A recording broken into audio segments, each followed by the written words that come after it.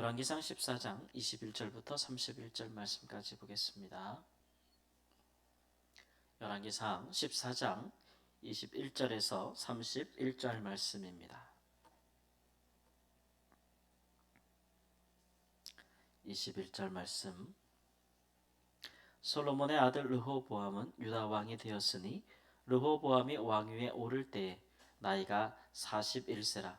여호와께서 자기 이름을 두시려고 이스라엘 모든 지파 가운데서 택하신 성읍 예루살렘에서 17년 동안 다스리니라. 그의 어머니의 이름은 나아마요 암몬 사람이더라. 유다가 여호와 보시기에 악을 행하되 그의 조상들이 행한 모든 일보다 뛰어나게 하여 그 범한 죄로 여호와를 노엽게 하였으니 이는 그들도 산 위에와 모든 푸른 나무 아래에 산당과 우상과 아세라상을 세웠습니다. 그 땅에 또 남색하는 자가 있었고 여호와께서 이스라엘 자손 앞에서 쫓아내신 국민의 모든 가증한 일을 무리가 본받아 행하였더라. 르호보암 왕 제5년에 애굽의 왕 시삭이 올라와서 예루살렘을 치고 여호와의 성전의 보물과 왕궁의 보물을 모두 빼앗고 또 솔로몬이 만든 그 방패를 다 빼앗은지라. 르호보암 왕이 그 대신 노스로 방패를 만들어 왕궁 문을 지키는 시위대 대장의 손에 맡기매 왕이 여호와의 성전에 들어갈 때마다 시위하는 자가 그 방패를 들고 갔다가 시위소로 도로 가져왔더라. 르호보암의 남은 사적과 그가 행한 모든 일은 유다 왕 역대지략에 기록되지 아니하였느냐? 르호보암과 여로보암 사이에 항상 전쟁이 있으니라. 르호보암이 그의 조상들과 함께 자니 그의 조상들과 함께 다윗성에 장사되니라. 그의 어머니의 이름은 나아마요 암몬 사람이더라. 그의 아들 아비암이 대신하여 왕이 되니라. 아멘. 솔로몬 사후에 이스라엘이 남북으로 갈라졌고 이제 남쪽 유다를 솔로몬의 아들 르호보암이 왕이 되어 통치했습니다. 그의 어머니는 두 번이나 반복하고 있죠. 21절과 또 31절에 보면 나아마요 암몬 사람이다 이렇게 얘기했습니다. 이것을 두 번이나 반복한 것은 이 르호보암에게 어머니의 영향이 지대했음을 말하는 암시하는 것이라 할 수 있겠지요. 솔로몬은 많은 이방 여인을 사랑했습니다. 그래서 그 여인들을 자기가 눈에 보기에 좋은 대로 다 자기의 아내를 삼았는데 그 수가 정말 많았죠. 근데 그 이방 여인들이 올 때에 자기들이 섬기는 신 우상을 가지고 왔고 결국 예루살렘 주위의 모든 산, 예루살렘을 둘러싼 모든 산에 그 우상의 신전들이 들어서기 시작했다라고 했습니다. 솔로몬의 말기의 기록을 보면 솔로몬이 우상에 가증한 것들에게 절했다. 상상할 수도 없죠. 아버지 다윗이 얼마나 하나님을 경외하였는데 또 얼마나 그 솔로몬에게 부탁하였는데 솔로몬이 그의 마지막에 이렇게 우상에게 절했다. 특별히 이제 그 밀곰, 몰록 뭐 이런 신에게 절했다고 나온 특별히 이 몰록이 암몬의 신이거든요. 그러니까 솔로몬이 몰록에게 절했다는 얘기는 암몬 여인이 왕비가 됐을 때 이 신을 가지고 왔다는 것이 거기 영향을 받았다는 것이겠죠. 몰록을 보면은 우상의 모양이 그래요. 몸은 사람이고 머리가 소예요. 머리가 소. 그래서 이렇게 손을 내밀고 있어요. 근데 이 우상을 섬기는 것은 그 신을 바꾸는 것뿐만 아니라 그 우상을 섬기는 문화가 있기 마련인데 몰록을 섬기는 제사는 어떻게 드리냐면은 그 몰록이 내민 손 위에 자기 자녀를 인신 제사를 드리는 거예요. 그래서 몰록을 섬기는 그 족속에게는 항상 어린이들을 그 제사 드리는 그 손에 올려서 불태워서 죽이는 그래서 어린이들을 시신과 그 뼈를 담은 그런 항아리들이 많이 발견됐다고 해요. 그러니까 이스라엘에 이제 이 같은 일들이 있었다는 것은 하나님이 보시기에 얼마나 추악한 거예요. 그러니까 우상이라는 것은 사람이 하나님을 버리면 뭐 다른 신에게 제사를 드리는 것뿐만 아니라 그 다른 신, 우상을 섬기는 그 문화가 자리 잡게 되는 건데 그것은 하나님이 굉장히 싫어하시는 것들이라 율법에 비교해 볼 때 또는 하나님을 섬기는 예에 비교해 볼 때 우상을 섬기는 예들이 얼마나 추악하고 더러운 일인지 세상에 자기의 자녀를 불살라 드린다는 것이 말이 돼요? 이런 일들이 우상을 섬기는 예인데 그 일들을 이제 솔로몬으로부터 장려되었고 그 일에 앞장섰던 자가 왕비가 되었고 그 아들이 왕이 되었다라고 하니 그 아들이 하나님을 온전히 섬겼겠냐고요.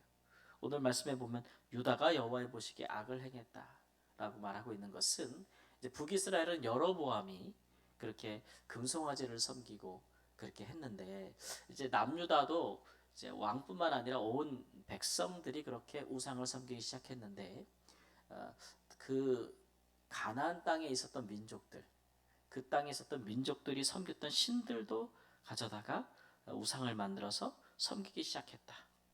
예루살렘을 둘러싼 그런 산들의 신당을 세우는 것이 아니고 이제는 온 유다의 모든 산들마다 다 신당과 우상을 섬기는 성전을 세웠다라는 이야기고 심지어는 남색하는 자가 있었다. 남색한다는 얘기는 이제 남자 창기를 이야기하는 것이고 이것은 당시에 이제 동성애 문화를 전반적으로 의미하다기보다는 이렇게 가나안 땅에서 신을 섬기는 사람들, 특별히 우리가 뭐 바알과 아세라 섬기는 그 예를 보면은 그 신전에 남자 창기가 있는 거예요.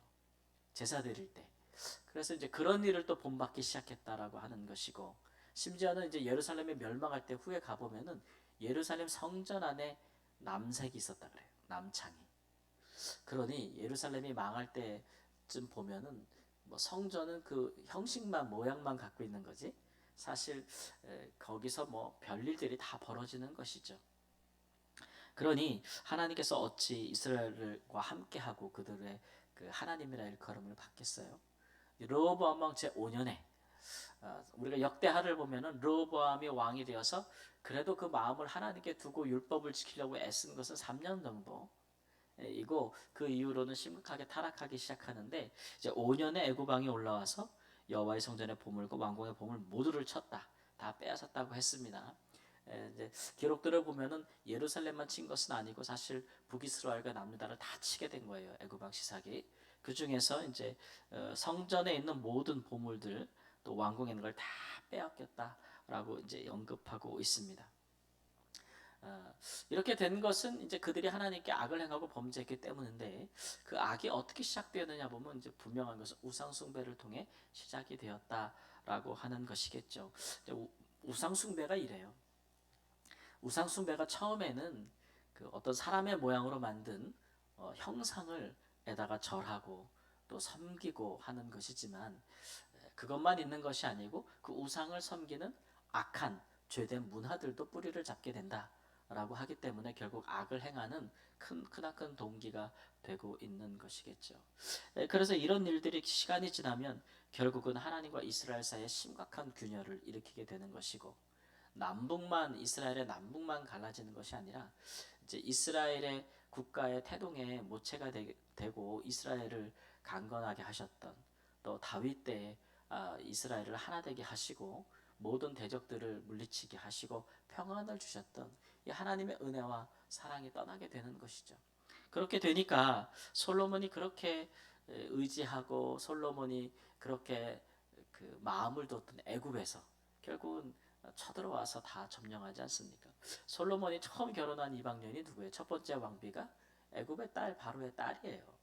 예, 그러나 한 세도도 지나지 않아서 이처럼 애굽에서 이스라엘을 침공해서 모든 것을 빼앗게 되는 그런 일들이 벌어지지 않습니까? 그러니까 우상의 결과가 이와 같다라는 것을 이제 분명히 보여지고 있는 것이겠죠.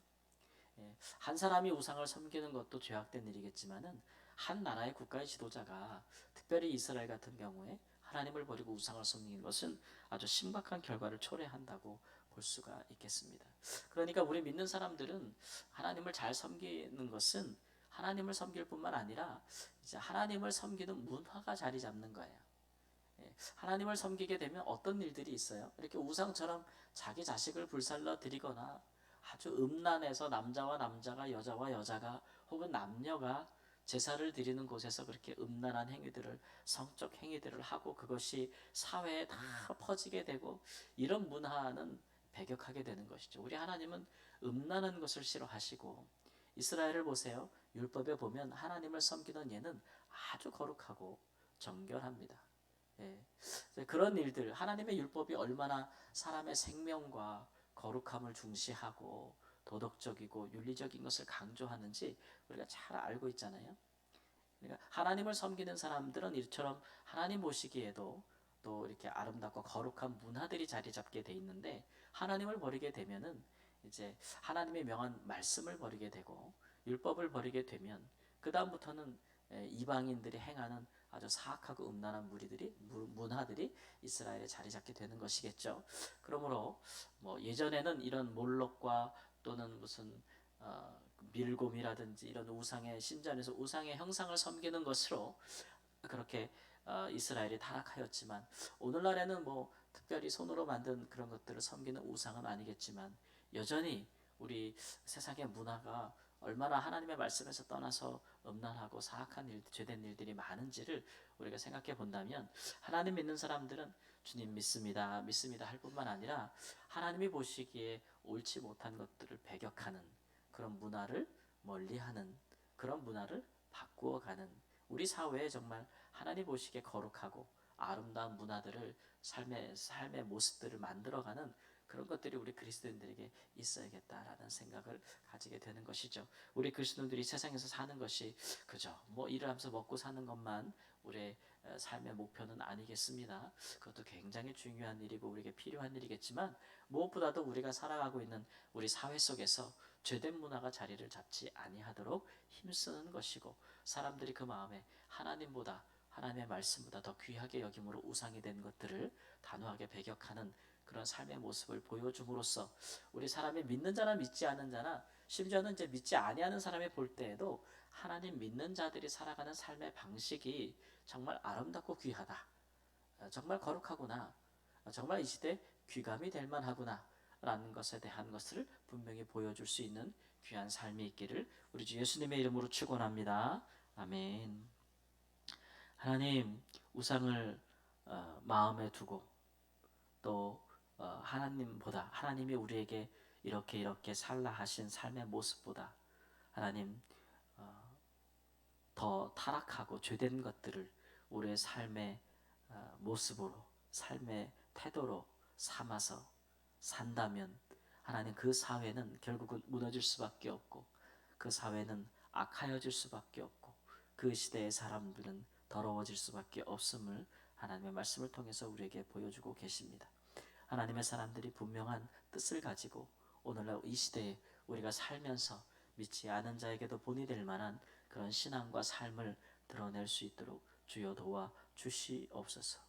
하나님, 우리 안에 참으로 하나님을 경외하고 믿는 거룩한 신앙이 우리뿐만 아니라 우리의 자녀들에게도 부모님들을 통해서 잘 하나님 유산이 되어지고 신앙이 계승되어질 수 있도록 하나님 인도하여 주셔서 우리 사회가 죄악으로 말미암아 우상으로 말미암아 타락한 시대에 살지 아니하도록 주여 저희를 도와주시기를 주님 앞에 기도합니다. 그렇게 하나님께 인정받고 하나님이 주시는 평안을 누리는 시대가 될 수 있도록 주여 자비를 저희 가운데 베풀어 주시옵소서. 존귀하신 예수님의 이름으로 기도합니다. 아멘.